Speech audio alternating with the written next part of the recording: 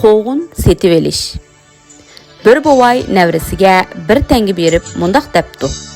Balam, bu pulga bazardan özümüzge yemeklik, to'qoyimizga dan, qo'yimizga yem elip kelgin.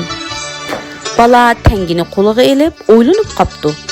Bir tengi pul bak az tursa, bu az pulga qandoqmi bovam degan narsalarning hammasini olg'ili bo'ladi?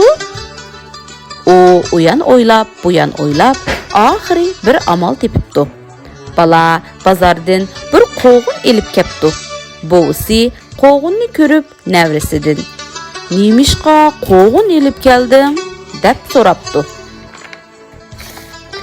Nevresi bovisiga "Bova, bu qo'g'unning etini o'zimiz yeymiz. Uruqini to'qoyimiz yeydi, shapqini qo'yimiz yesi bo'ladi" debdi. Buni anglagan bovay nevresini "Aqlliq nevram" deb maqtab ketibdi va uning aqliga qoyil bo'pti.